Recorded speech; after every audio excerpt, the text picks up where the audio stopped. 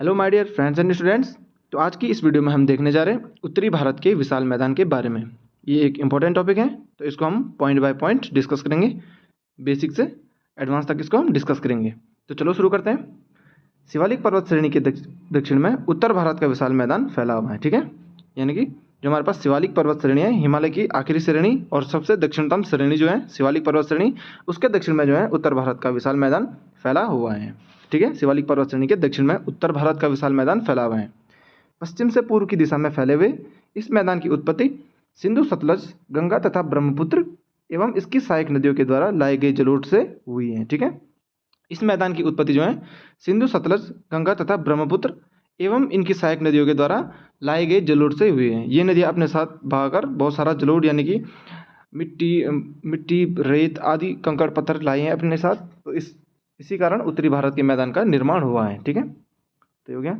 इस मैदान का पश्चिम से पूर्व विस्तार 2400 किलोमीटर, व चौड़ाई भिन्न भिन्न स्थानों पर 160 किलोमीटर से लेकर के 500 किलोमीटर तक है। ठीक है, इस मैदान का पश्चिम से पूर्व जो विस्तार है हमारे पास 2400 किलोमीटर है। ठीक है, 2400 किलोमीटर के दायरे में ये फैला हुआ है, और चौड़ाई जो है इसकी भिन्न भिन्न स्थानों पर 160 किलोमीटर से लेकर के 500 किलोमीटर तक है।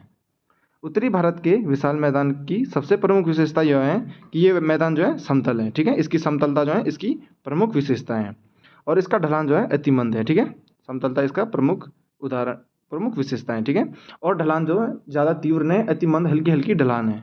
तो ये इसकी विशेषता है उत्तरी भारत के मैदान की विशेषता। तो अब देखते हैं हम उत्तरी भारत का मैदान जो है कितने भागों में विभाजित हुआ है। तो अब है हमारे पास उत्तरी भारत के मैदान का भू आकृतिक विभाजन। ठीक है, उत्तरी भारत के मैदान का भू आकृतिक विभाजन।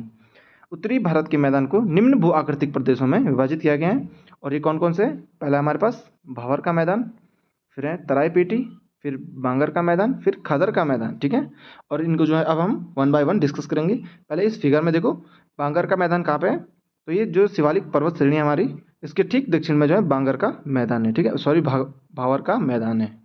और इसके बाद इसी के समांतर जो है तराई पेटी है, यानी कि तराई पेटी का मैदान है। ठीक है, फिर बांगर और खादर के मैदान में थोड़ा कॉम्प्लिकेटेड है। देखो बांगर का मैदान जो है नदी से थोड़ी दूरी पर है, और खादर का मैदान जो है नदी के पास में है।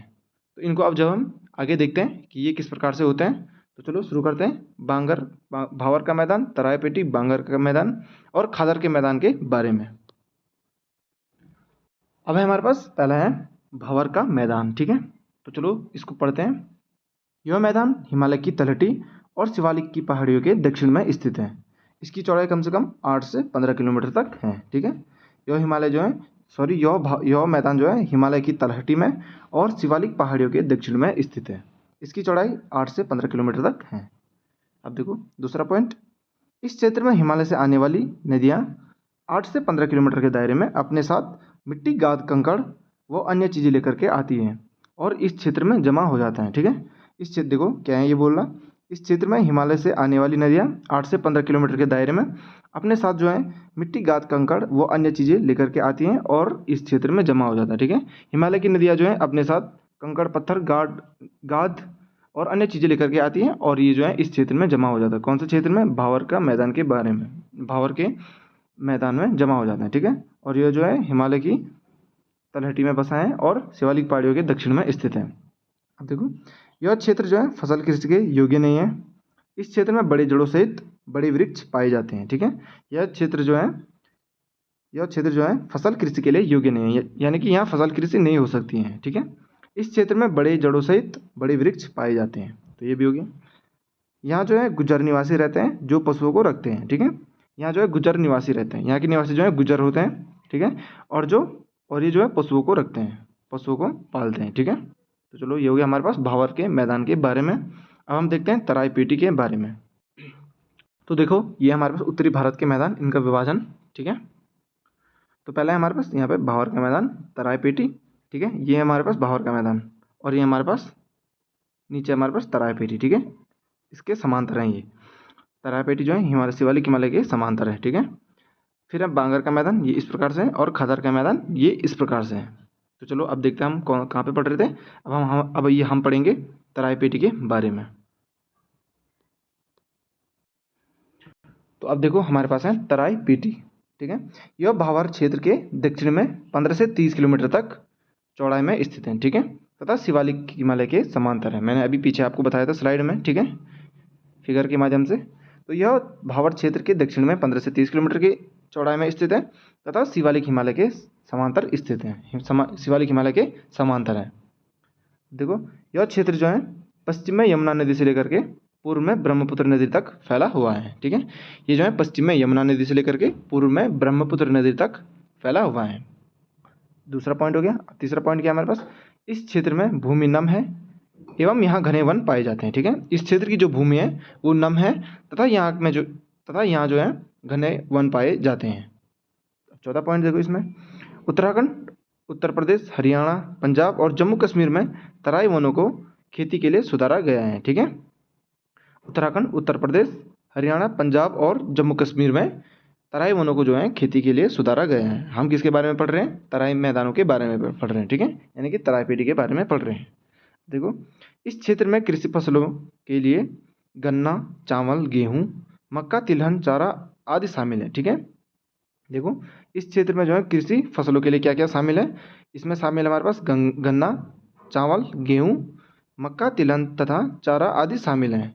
यहाँ जो है इनकी कृषि की जाती है, इन फसलों की कृषि की जाती है। तो ये हो गया हमारे पास तराई पेटी के बारे में। अब हम आगे देखते हैं। तो अब है हमारे पास बांगर का मैदान, ठीक है। ये मैदान जो है नदियों के तल से ऊंचाई पर स्थित होते हैं तथा यहाँ प्राचीन जलोढ़ मृदा पाई जाती हैं। और देखो प्राचीन जलोढ़ को जो है हम बांगर का मैदान कहते हैं, ठीक है। ये मैदान जो है नदियों के तल से ऊंचाई पर स्थित होते हैं तथा यहाँ पर प्राचीन जलोढ़ मृदा पाई जाती हैं। अब देखो दूसरा पॉइंट, पहला हो गया क्योंकि यहाँ ताज़ा प्रभाव नहीं पहुँच पाता है इसलिए यहाँ की मृदा लवणीय तथा क्षारीय हो सकती है, ठीक है, हो जाती है। क्योंकि जो है यहाँ ताज़ा अपवाह नहीं पहुँचता है, क्योंकि जो है यहाँ ताज़ा पानी नहीं पहुँचता है, इसलिए जो है यहाँ की मृदा जो है लवणीय या क्षारीय हो जाती हैं, ठीक है। अब देखो बांगर पुराने जलोढ़ से निर्मित है और मैंने अभी आपको कहा पुराने जलोढ़ को ही बांगर कहते हैं, ठीक है। बांगर जो है पुराने जलोढ़ से निर्मित है। बांगर की मृदा में रेत व कंकड़ पाए जाते हैं, ठीक है। बांगर जो है पुराने जलोढ़ से निर्मित है और बांगर की मृदा में रेत व कंकड़ पाए जाते हैं। देखो ऐसे क्षेत्रों में सिंचाई से भूमि पर नमकीन परत आ जाती है, ठीक है। ऐसे क्षेत्रों में जो है अधिक सिंचाई करने पर भूमि पर जो है नमकीन परत आ जाती है। इस क्षेत्र की मृदा अधिक उपजाऊ नहीं होती है, ठीक है। इस क्षेत्र की मृदा जो है अधिक उपजाऊ नहीं होती है। क्यों नहीं होती है, क्योंकि जो है यहाँ नवीन जलोढ़ नहीं पाया जाता है, ठीक है, ताज़ा अपवाह नहीं होता है, ठीक है। यहाँ पर जो है पानी आसानी से नहीं पहुँच पाता है। अगर यहाँ खेती करनी भी होगी तो वो सिंचाई के माध्यम से होती है, ठीक है। तो इसलिए जो है यहाँ की मृदा अधिक उपजाऊ नहीं होती है। अभी देखो मैं चित्र के माध्यम से बताता हूँ ये ऐसा क्यों होता है, तो देखते हैं हम। तो देखो इस क्षेत्र में हमारे पास बांगर का मैदान, तो ये भी बांगर का मैदान, इन दोनों जगहों पर बांगर का मैदान है। अब ये देखो नदी यहाँ से बह रही है, तो ये नदी से बहुत दूरी पर है। नदी के पास जो हमारे पास खादर के मैदान है, यहाँ पर खादर के मैदान में जो है हमारे पास टाइम पर पानी पहुँच पाता है और बाढ़ का पानी भी यहाँ पहुँच पाता है, यानी कि ताज़ा अपवाह यहाँ पहुँच पाते हैं। जबकि जो है बांगर का मैदान अधिक दूरी पर होने के कारण और अधिक ऊंचाई पर, अधिक भी नहीं पर नदी से थोड़ा सा ऊंचाई पर होने के कारण जो है यहाँ ताज़ा अपवाह नहीं पहुँच पाता है, इसलिए जो है यहाँ की मृदा जो है उपजाऊ नहीं होती है, इसलिए यहाँ जो है सिंचाई से खेती की जाती है, ठीक है। तो ये था बांगर का मैदान और ये इस नदी के पास देखो कौन सा मैदान है, खादर के मैदान है। तो अब जो है हम खादर के मैदान के बारे में डिस्कस करेंगे। तो अब है हमारे पास खादर का मैदान, तो देखते हैं इसको। यह क्षेत्र जो है नदी के पास होता है, अभी मैंने आपको पीछे फिगर में बताया था, ठीक है। यह क्षेत्र जो है नदी के पास होता है, यहाँ नदी के द्वारा लाई गई मिट्टी जमा होती रहती है, ठीक है। यहाँ जो है नदी के द्वारा लाई गई मिट्टी जमा होती रहती है, क्योंकि जो है ये जो है नदी के पास क्षेत्र है और जो है नदी में बाढ़ आने से यहाँ ताज़ा मिट्टी जमा होती रहती है, ठीक है। इस क्षेत्र में समय समय पर बाढ़ आती रहती है, ऐसे में यहाँ मिलने वाली मिट्टी ताज़ा होती है, अभी बताया मैंने आपको, ठीक है। इस क्षेत्र में जो है समय समय पर बाढ़ आती रहती है और ऐसे में यहाँ मिलने वाली मिट्टी ताज़ा होती है, ठीक है। तो अब तीसरा पॉइंट देखो, यहाँ की मिट्टी अधिक उपजाऊ भी होती है, जिस वजह से इन क्षेत्रों में अधिक खेती देखने को मिलती है, ठीक है। यहाँ की मिट्टी जो है अधिक उपजाऊ होती है, जिस वजह से इन क्षेत्रों में अधिक खेती देखने को मिलती है। क्यों होती है अधिक उपजाऊ यहाँ की मिट्टी, क्योंकि यहाँ जो है टाइम पर पानी मिलता रहता है, यानी कि टाइम पर बाढ़ भी आती है और नदी का पानी भी इस मिट्टी तक पहुँच जाता है, इस क्षेत्र तक पहुँच जाता है, ठीक है। अब देखो आखिरी पॉइंट हमारे पास, खादर भूमि में रेत, गाद, चीखा और मिट्टी होती हैं। ठीक है, इस भूमि में जो है रेत, गाद, चीखा और मिट्टी होती हैं। स्वतंत्रता के बाद इस प्रदेश को कृषि में लाया गया है। ठीक है, स्वतंत्रता के बाद जो है इस प्रदेश को कृषि में लाया गया है। ठीक है, और गन्ना, चावल, गेहूँ, मक्का, तिलहन, फलियां और चारा आदि फसलें यहाँ उगाई जाती हैं।